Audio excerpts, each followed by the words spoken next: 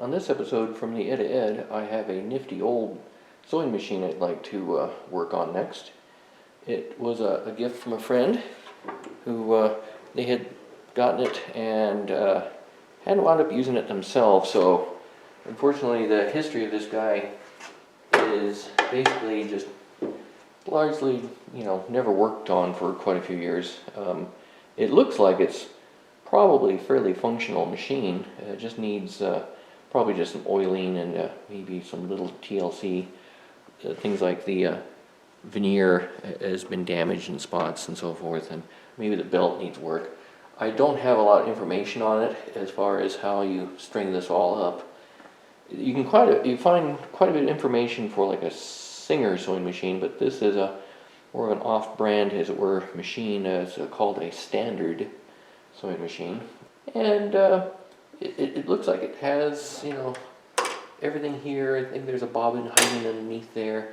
There's quite a few accessories. I'll have to show those off. I think the biggest thing is just how nifty this little rack and pinion gear system is for deploying this thing and getting it out of the way and turn it into basically a nifty table. And then of course, it's treadle powered, so you definitely get some exercise. People were definitely less overweight back then, and you had to power your major appliances and so forth. Now, this is probably an explanation why so many people are overweight these days, is because they had to do some work there to make this thing happen, and saved a lot on your garments too.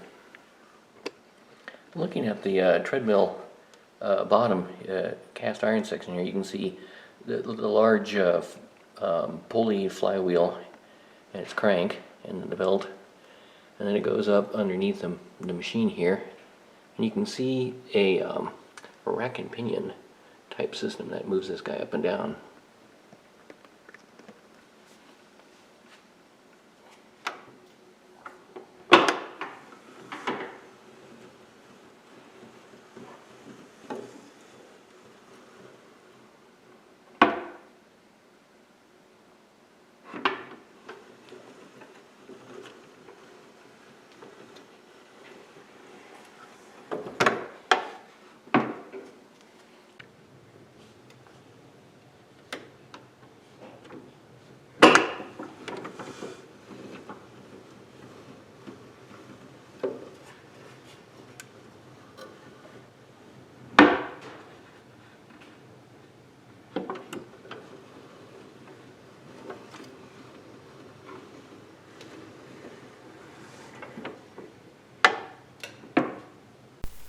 Before I start working on my sewing machine, I thought I'd share a few photos of what I was able to find on the internet.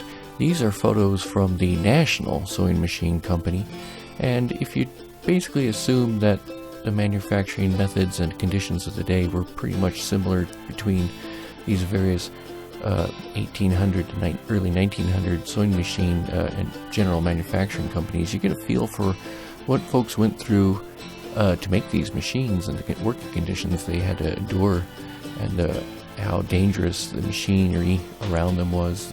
Giant belts and shafts and exposed pulleys and so forth.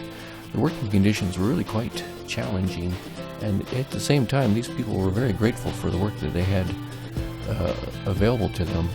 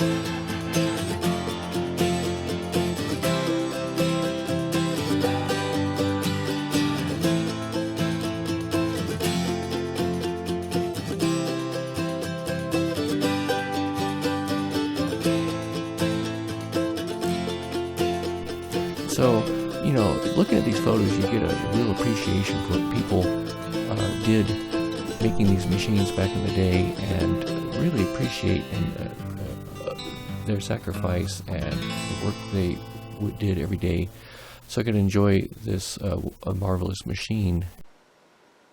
And as you can see, it comes with quite a few accessories, all of which I can pretty confidently say I don't know what they are.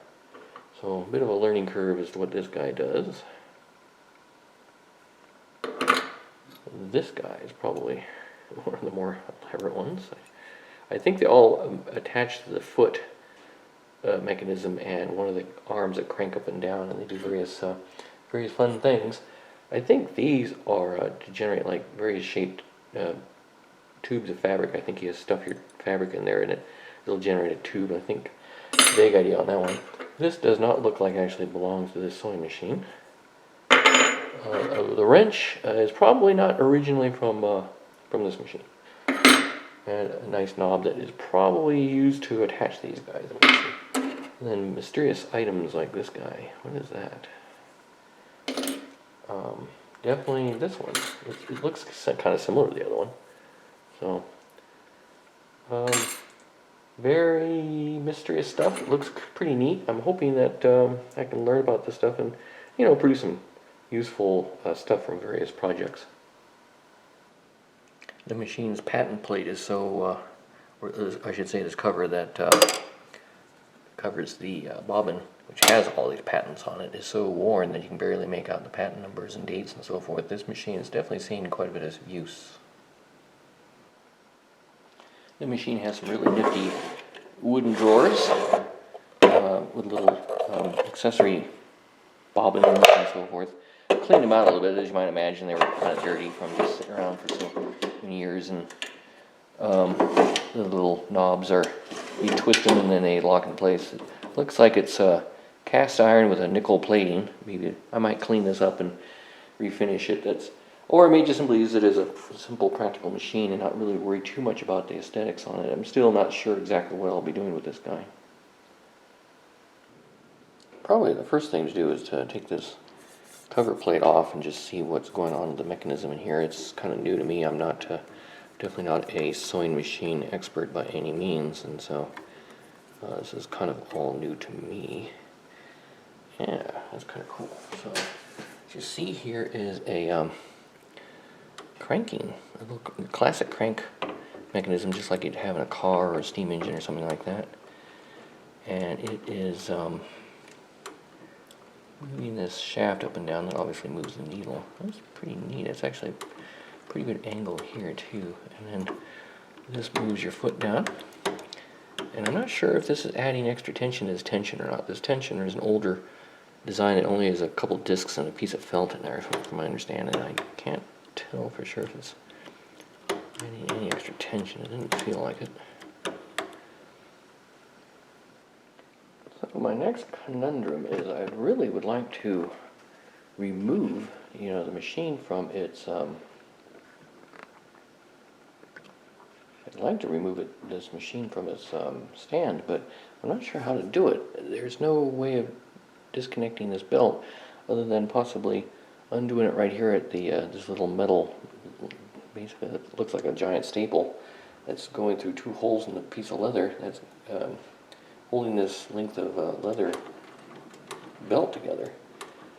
And the only thing I can think of is I can undo this tensioning mechanism here, which I think also maybe do the bobbin, although it seems like there ought to be some other guides for the bobbin thread to come off this spool to go onto this spool, if I understand it right. And the machine is designed to tilt back on these pins, but unfortunately, without being undo the belt, I'm not sure how to get the thing off the table. It'll raise and lower very nicely, and it does lower the tension on the belt a little bit when it's in the lowered position. So I'm kind of wondering, if I undo this tensioning mechanism and lower it down in the machine, I might be able to get the belt up off over the wheel here. The other thought is, I guess, take the wheel off the shaft. It looks like on later machines there's a release mechanism, so you can kind of clutch this flywheel off, and unfortunately this machine doesn't seem to have that.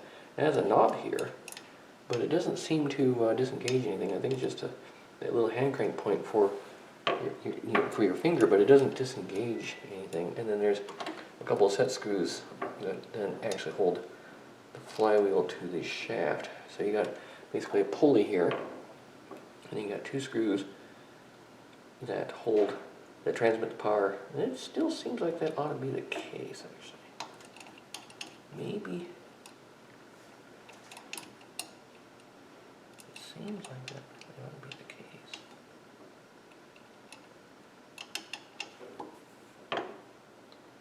Well, it doesn't seem like it.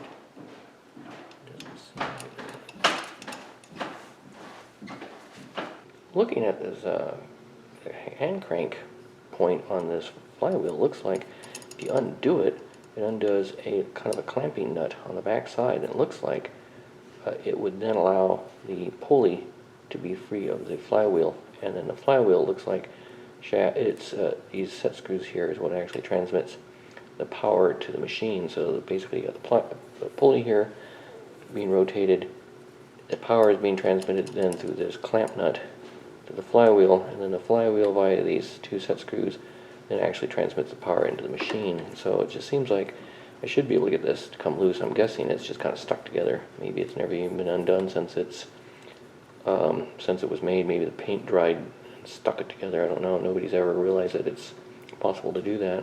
It seems like that's what's needed in order to do things like run the bobbin and load the bobbin. Well, in order to basically gain better access to this guy, the wood's damaged here on this side. Obviously it's been pulled out. There's a couple screws over here, so I will undo this whole front piece here. So on the left side of the cast iron frame, there's two presumably wood screws that hold this front face of the machine in place, and hopefully it'll come out agreeably. Looks like they are.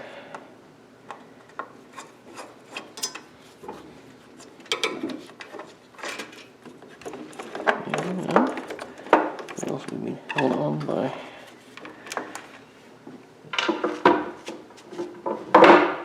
Trash.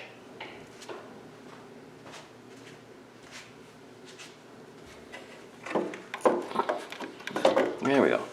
Okay, I don't know what was being held on by. That explains this one piece of mystery molding I found in one of the drawers. So that's what that came from. This side, it looks like, let's see here. Okay, so there's two screws that go into this molding. It was mounted on this side. You can see what's shadowed, and the screws or nails or what have you tore out. So this may not be all that difficult to fix. Well, it turns out this front panel isn't as bad a shape as I might have thought. I think it looks like the one side I just undid the. I had found this piece of mystery molding in one of the drawers, and it turns out there's a piece of molding here. So that's apparently where it screws in on the cast iron, and it looks like this piece of molding it ripped out somehow or other. And might be able to put this all back together without too much trouble.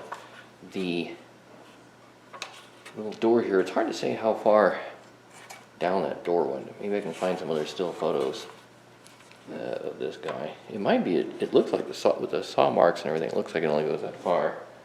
And my friend that gave this thing to me, he's quite an accomplished woodworker, so he had a piece of wood he'd all cut out and was planning to put it on there, so I'll probably finish his work there, fixing that. And then I think this door really is, it looks like there's a little stop here on it. Okay, there's this little door on this side here, and it doesn't look like, there's not the equivalent mirror image on that side, so why? I think the opening for your legs really is just this section throughout here. And the door opens on that side. Why they particularly cared about that side, I'm a bit puzzled by, other than maybe you need a little more room your legs just to one side.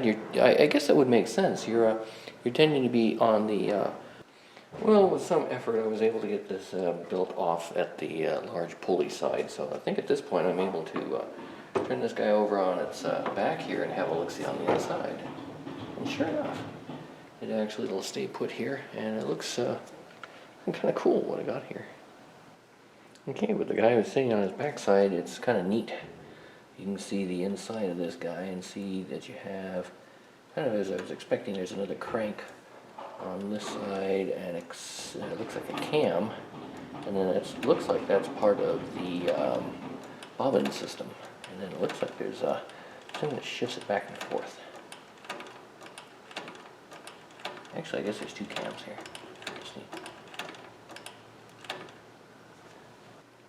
So looking at this mechanism a bit further, it looks like got quite an interesting mechanism going on here with a bunch of cams and cranks and so forth.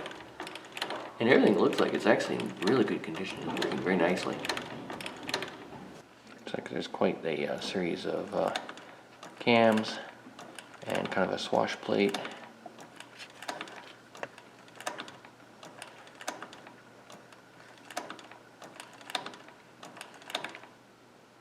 After having peered down the neck of this guy, it looks like this is probably a access point. As you can probably see, another crank or shaft. I'm thinking there's something going through this guy, so I think you can take it off this screw here, and I think this plate will come off, and then I think I can see down further in another crank.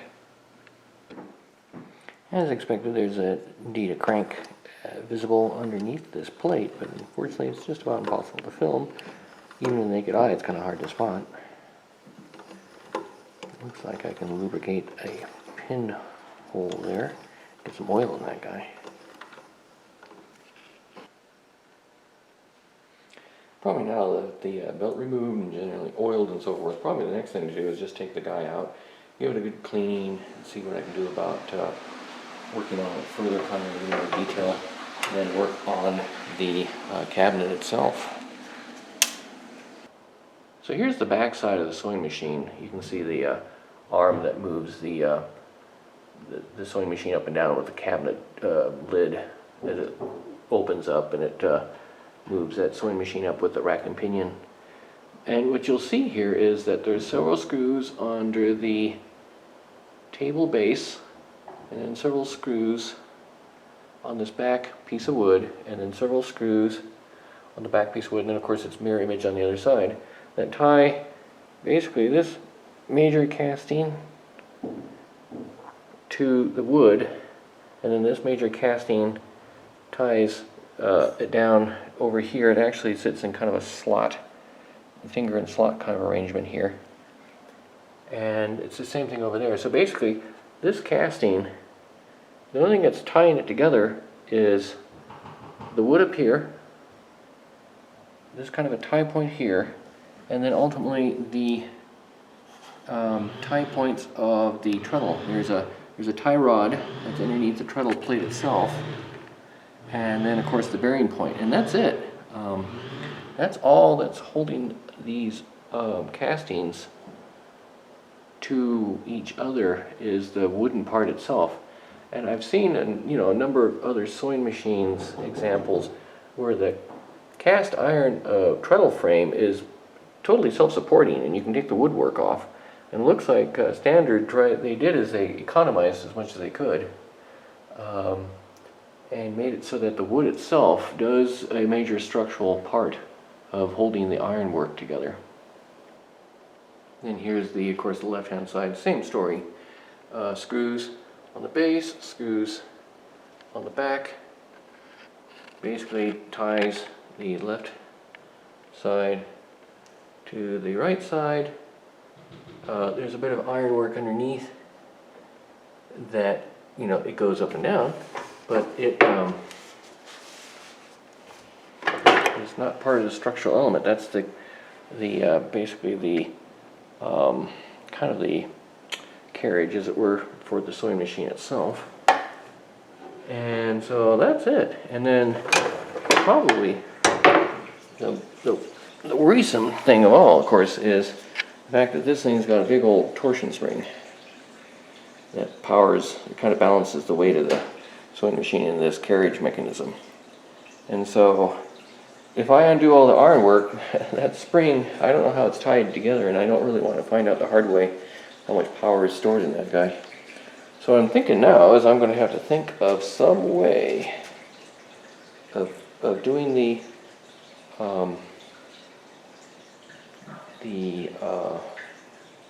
linseed oil kind of refinishing and leave the cast iron alone in place and clean it up and do the rust locker stuff.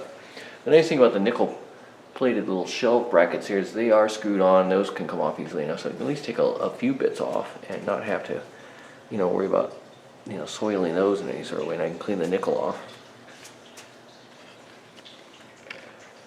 And ultimately it's still going to be a working machine and not so much a collector's item for me.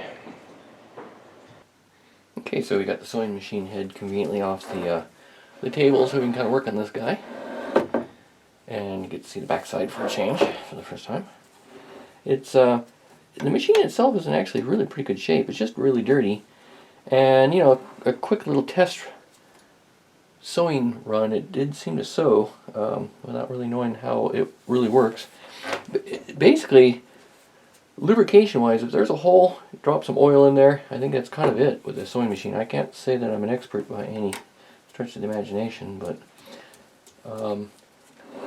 I think, from what I understand, just a light application of sewing machine oil will clean this off very nicely, kind of like I did earlier with the calculator video. And I think this guy will come back and look pretty nice. A lot of the I believe they call it Japanning, has obviously been worn off. This machine's been pretty heavily used to the point where you really can't read the patent dates on the plate very well anymore.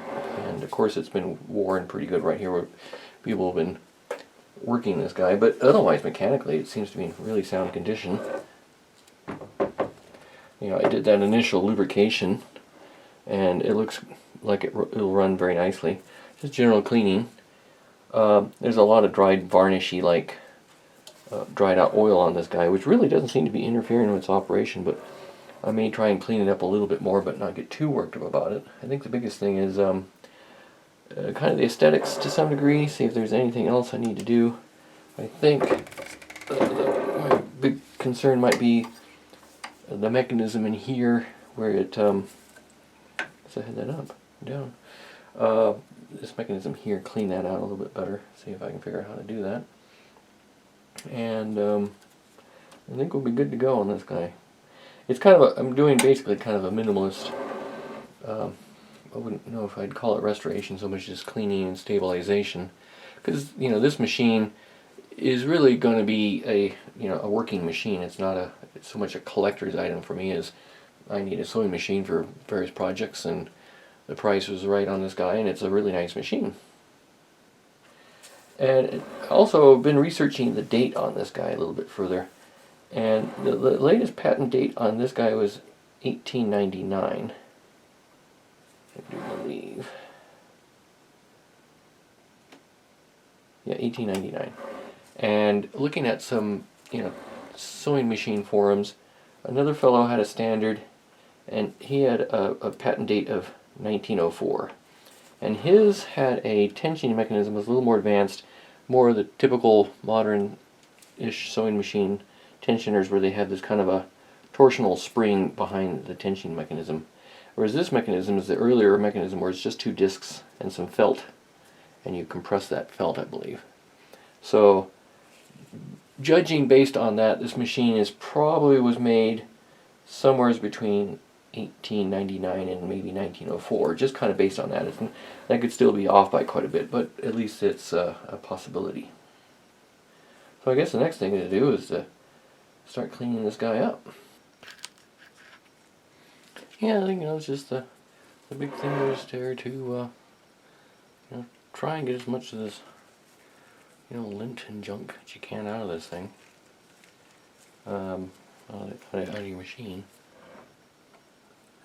So I'm trying to get out of this machine.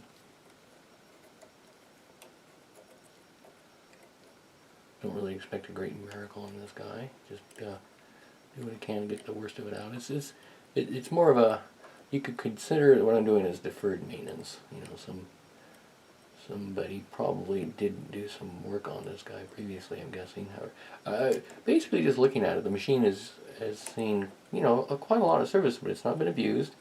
I think it's generally been, you know, taken care of pretty well. I think my only observation or complaint might be there's a cam underneath here. It looks like it had a little bit of galling, and I can kind of see why, because the belt on this guy isn't easily taken off, and so you can't flip the thing over. Unless there's something I'm missing, it's not easy to flip the guy on its back to get underneath, and it looks like there's a couple points there that don't look like they're immediately easily oilable. You know, you've got one you know, lubrication port hole here that seems like an obvious point to lubricate. Now how much of that can get like to this cam, I'm not really sure. So it looks like there might be a little bit of scoring there from it being run dry, because it was quite dry. Other than that, I can't see anything I can complain about, other than maybe this one shaft could use some adjustment. You know, it's just dry, varnishy oil on here, and surprisingly little in the way of lint and sewing, you know, machine, you know, fabric debris in here. It's actually not so bad. Well, generally, I've just been kind of cleaning it up as much as I can, the shiny bits anyways, and getting the worst of the worst off. Once again, I don't expect this to be a great miracle restoration. I'm just trying to get maybe 100 years worth of dried out oil buildup off. And of course, the reality is this is only the areas I can access. There's a lot of areas in the machine that I simply can't get into unless I take the machine apart. So the assumption is a lot of the oil, the worst of it is kind of drained down in this area, and I've cleaned the worst of it off. And it didn't seem like it was really having troubles mechanically otherwise. And then, you know, been digging out more of the bits of lint that are still in here, and it's surprisingly not as lint built up as I would have thought. So I'm guessing people have been in here and have kind of cleaned it up to some degree over the years. So yeah, it's not looking too bad really. I think biggest thing is use alcohol if you can, and if you really have some stubborn spots, use acetone very sparingly, and make certain it's only in the shiny bits in there. Don't get on the paint. It'll ruin that paint for sure. Well, I got everybody, I think, pretty nicely lubricated. I've cleaned a little bit in here wherever it's shiny.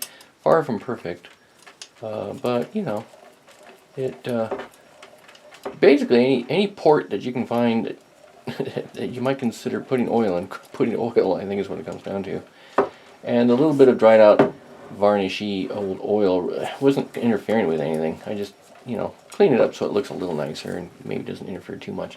Might have to take a little of this excess oil off, but it's looking pretty nice now mechanically. Not that it really had troubles before. So I think the next thing is to clean this guy.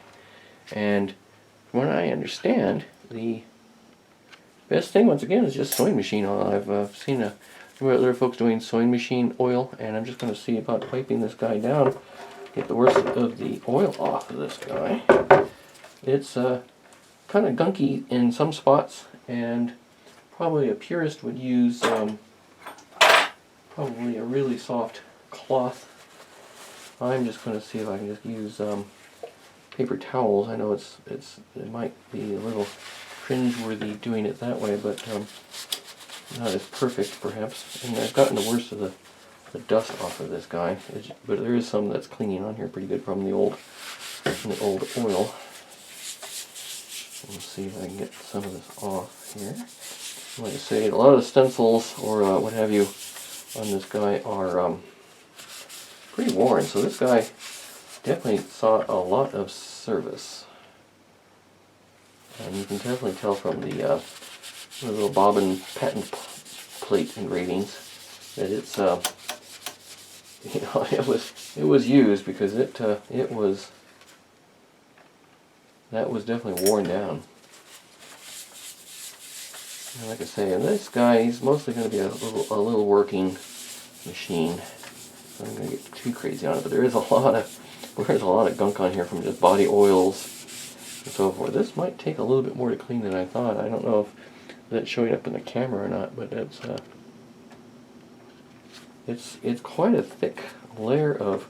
It might be actually, this is kind of a clear coat. Actually, I wonder if that's what I'm really seeing, is a clear coat, and it's just been worn down in spots and left in others. Otherwise, I'm guessing maybe body oil. People were sewing like this, and probably maybe left many decades of body oil.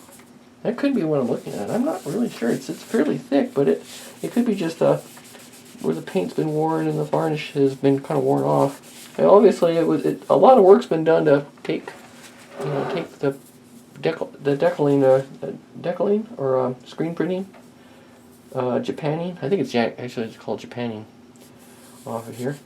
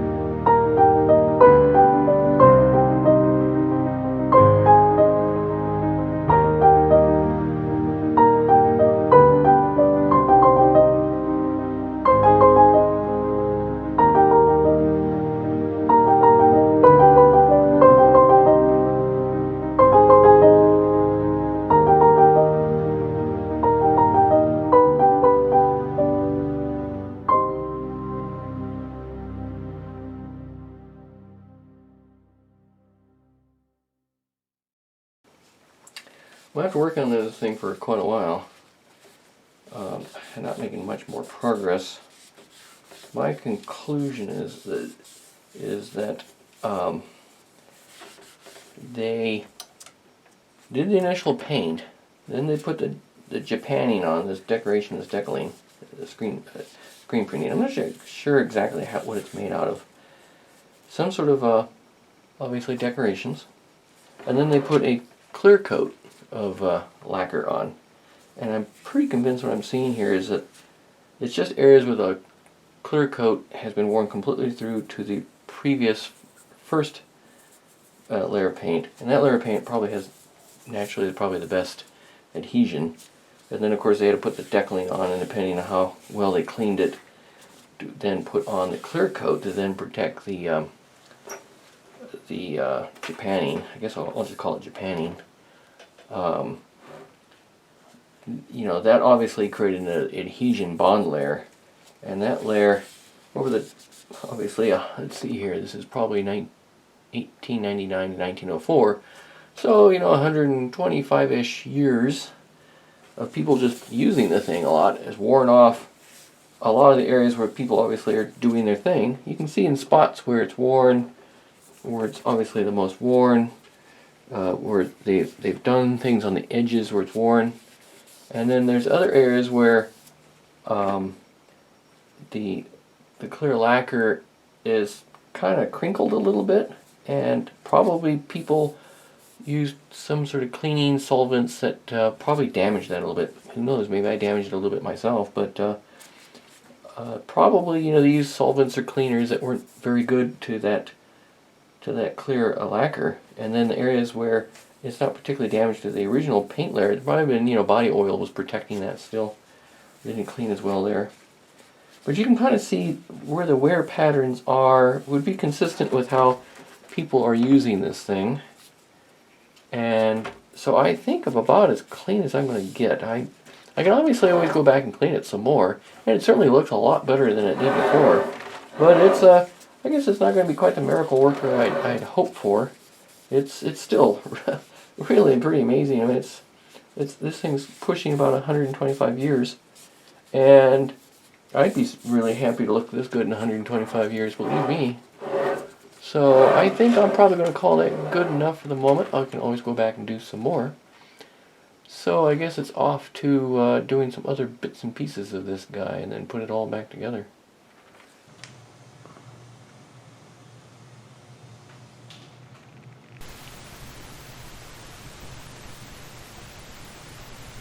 So on to the ironwork of my sewing machine. It's not in too bad a condition. The black lacquer's been chipped in a few spots and there's rust here and there. More of course at the bottom than near the top. And I decided to use this rust reformer. It seems like a rather small bottle, and I got at Ace Hardware, and I thought, well, geez, this is going to be enough. But in reality, I only used about a quarter of it. I poured it into a small yogurt container and then applied it from there. Definitely don't go straight from the original bottle itself. If you get any rust into this the bottle of rust reformer, it'll definitely cause a chemical reaction and probably ruin the bottle for any future use. And the stuff itself has kind of interesting characteristics. It's got a very low viscosity. It runs off pretty readily, but when it does make contact, it largely turns into this white foam material, and then over time, as it reacts and everything, it thins out to kind of a clear liquid that then becomes kind of a nice black hardened surface, just like another layer of paint or a lacquer. And so for very little extra effort at all, I can just basically make certain that all the loose material is off the surfaces, it's on all nice and clean, and apply this, and it pretty much takes care of my little rust problems and turns it into a nice black shiny finish. Basically the biggest thing is just kind of go around and around and constantly move and reapply the material as it kind of wants to run down, and move it back up into other spots so it isn't so thick at the bottom and thin at the top, and keep applying a little bit new from the your little bottle at your jar that you're working from. And over a period of time, it hardens to a nice black finish, and I think it looks really nice for the effort.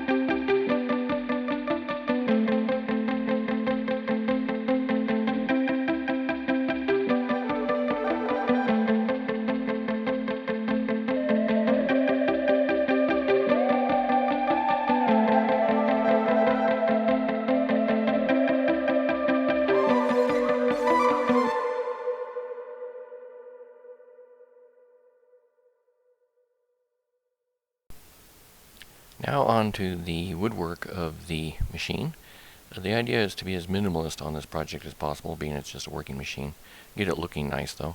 So the idea is using linseed oil, in this case boiled linseed oil, and a stainless steel scouring pad, I think it's 4/0, triple aught, can't remember. It's a very fine stainless steel wool.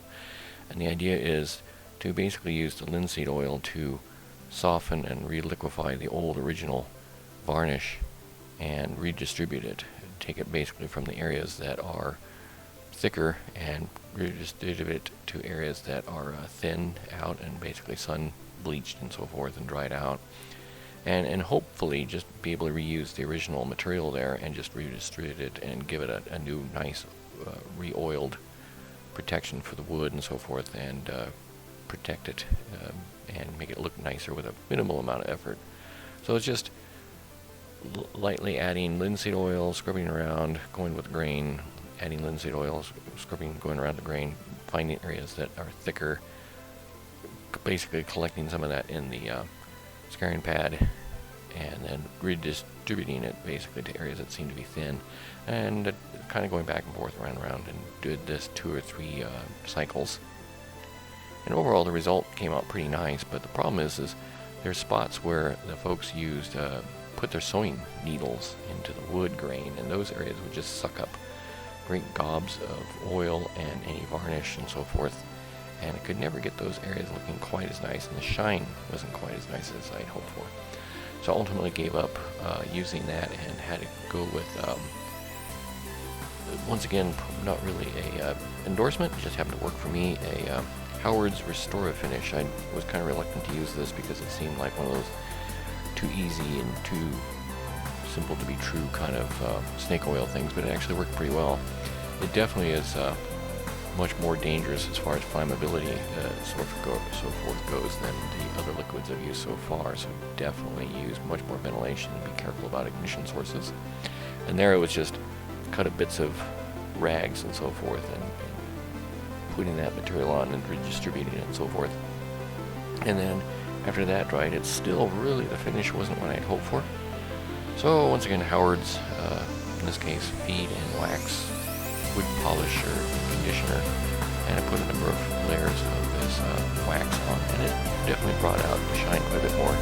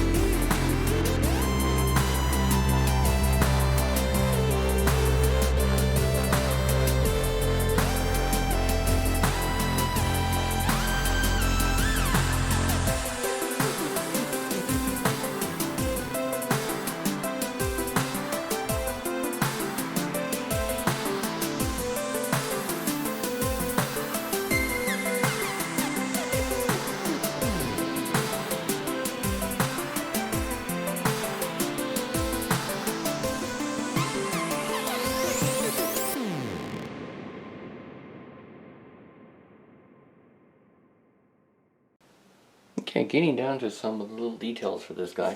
Obviously, it's kind of a minimalist restoration, just making it look nicer. The door originally that was on the front here would fold back, and obviously that got broke off.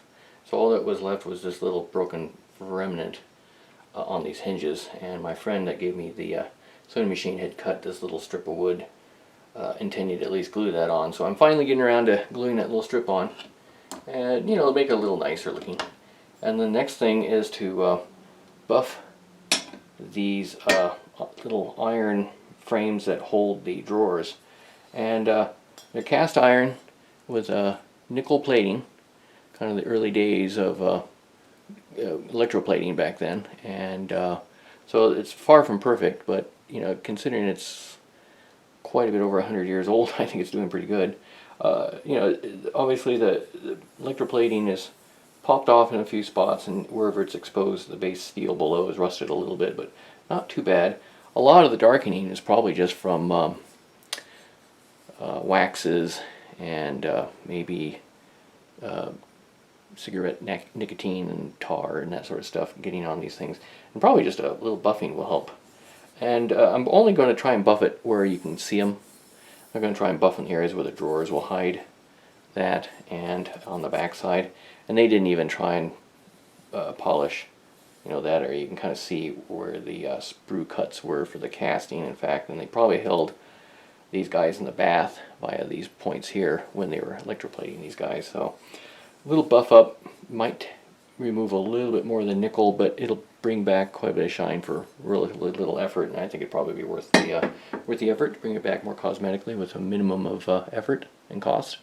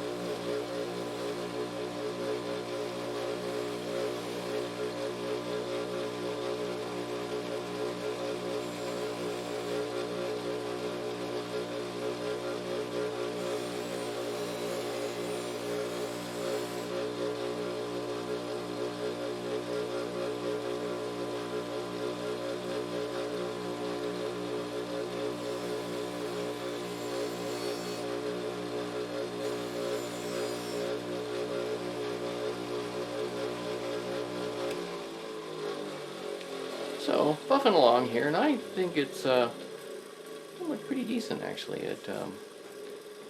I think it's an improvement. I think this is probably one of the worst ones here actually. Probably should have left that till later for a comparison, but let's see. I get this in the camera here. Yeah, I think it's not too bad. So kind of moving along here with the buffing wheel, and making improvements, I'd say.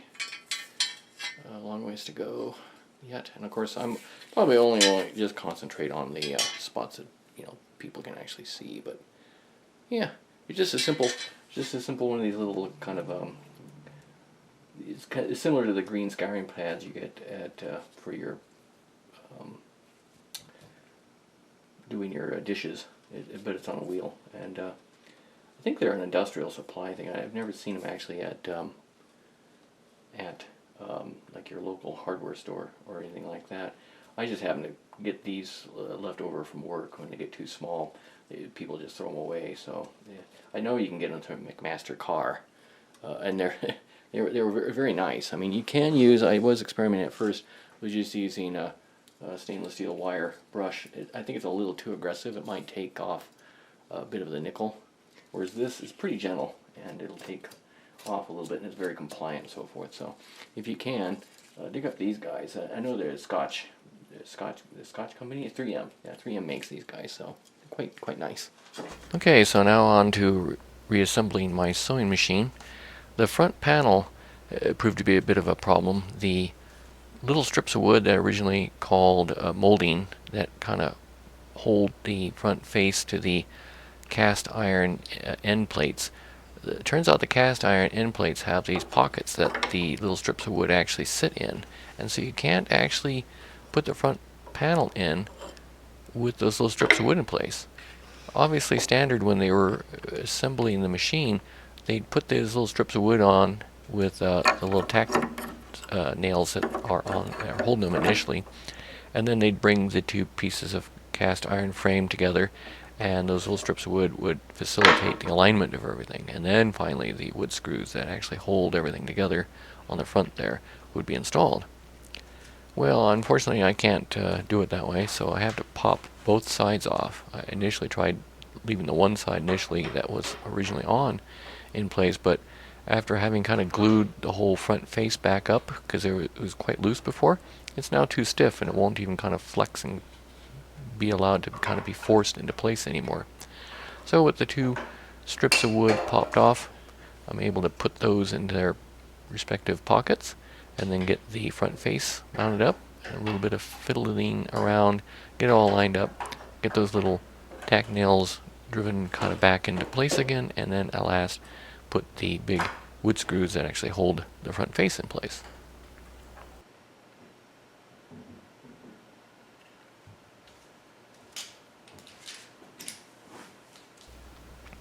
And it feels good that this project's finally getting close to an end. Now I get to put the nice shiny nickel-plated drawer slide rails back in place.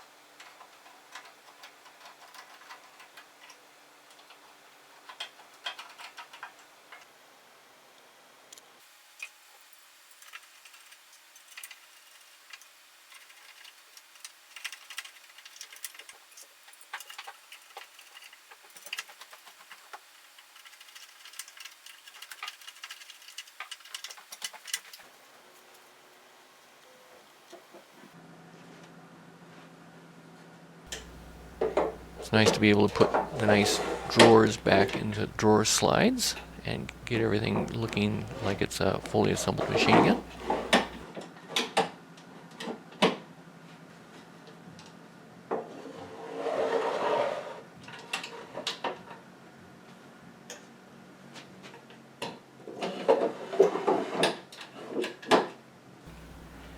And then finally at last the sewing machine gets to go back into its home location here.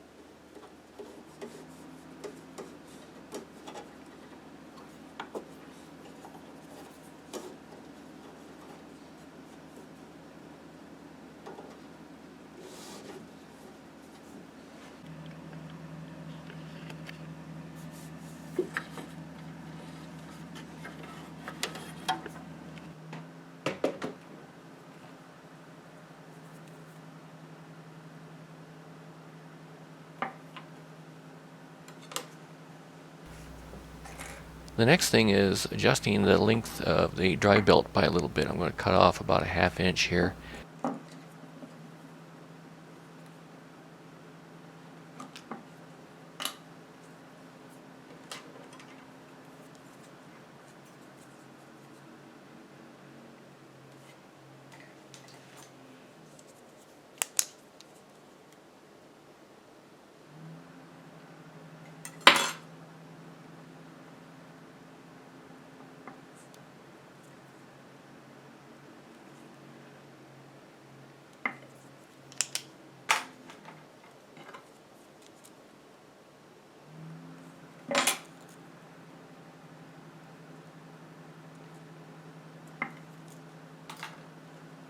And then I have to drill a hole that's just a smidgen bigger than the diameter of this wire staple that holds the two ends together.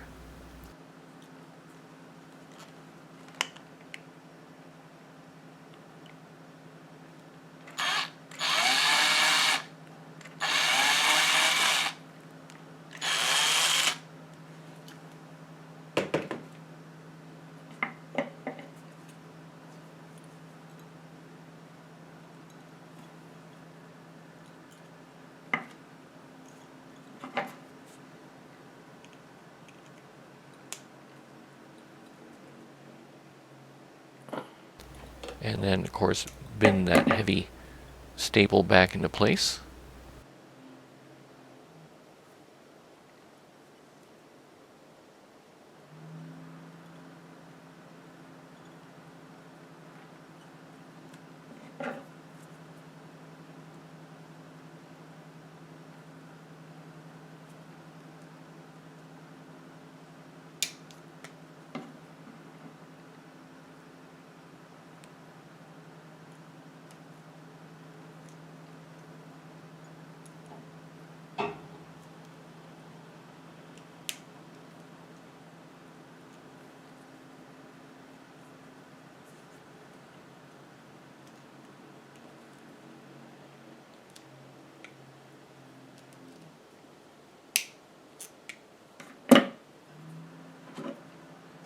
And there we go. So I basically have a fully assembled, functioning, pretty darn good looking 125-year-old sewing machine that I now have to learn how to use. And I just was at the local thrift store and bought several bags for a few bucks of nice scraps of fabric. And so now I get to teach myself how to sew on the sewing machine. Probably the first really practical project I hope to do with this sewing machine is to make some dust covers for my typewriter and adding machines.